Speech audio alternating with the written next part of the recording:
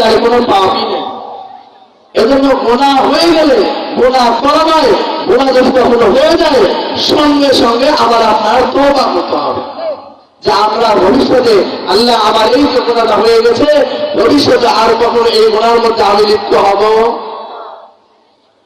তো যেটা বলতেছিলাম, আমি আপনাদের সঙ্গে যে হাদিস শরীফ তেলাওয়াত করছি, রাসূল আকরাম সাল্লাল্লাহু আলাইহি ওয়াসাল্লাম বলেন আরবাউন মান উতিয়াহুন্না ফাকাদ উতিয়া খায়রাদ দুনিয়া ওয়াল আখিরাহ, যাকে চারটা জিনিস দেওয়া হয়েছে তাকে দুনিয়া আখিরাতের সমস্ত কল্যাণ দেওয়া হয়েছে।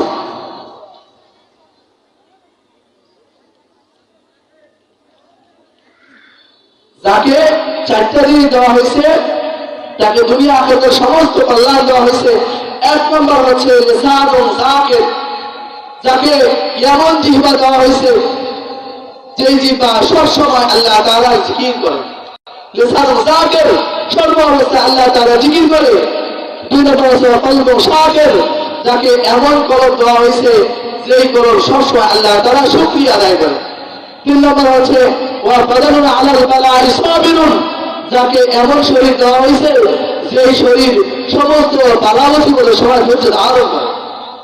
চার নম্বর হচ্ছে ওয়া যাওজাতুন লা তাবগিনি খাওরান ফি নাফসিহা ওয়ালা মালি, এমন স্ত্রী যে নিজের শরীরকে ঠিক রাখে এবং স্বামীর যে মাল সম্পদ ধন সম্পদ আছে এই ধন সম্পদকে সে পরিপূর্ণরূপে রক্ষা করে। সে তার ভাইয়ের বাসায়, তার বাবার বাসায় স্বামীর মালকে কখনো পাঠায়া দেয়। রাসূল আকরাম সাল্লাল্লাহু আলাইহি ওয়াসাল্লাম বলেন আমার উম্মতের মহিলারা বেশি জাহান্নামী, আমার উম্মতের মহিলারা বেশি জাহান্নামী দুইটা কাজ করার কারণে। কয়টা কাজ? দুইটা কাজ করার কারণে। এক নম্বর কাজ হচ্ছে মহিলারা যেটা বেশি করে তারা সর্বদাই তাদের সন্তানকে তারা অভিশাপ দেয়। রাসূল আকরাম সাল্লাল্লাহু আলাইহি ওয়াসাল্লাম বলেন যে সমস্ত মহিলার মধ্যে এই দুইটা দোষ আছে। এক নম্বর দোষ হচ্ছে যারা নিজেদের সন্তানকে অভিশাপ দেয় যে পথে ঘাটে অমুকে মরে তমুকে মরে, তুই মরিস না, এ ধরনের কথা যারা বলে এই সমস্ত মহিলা জাহান্নামী। রাসূল আকরাম সাল্লাল্লাহু আলাইহি ওয়াসাল্লাম হাদিস করে মতো বলছে। দ্বিতীয় নম্বর যে মহিলার মধ্যে যে এই দোষটা থাকবে সেই মহিলাও জাহান্নামী। সেই দোষটা কি?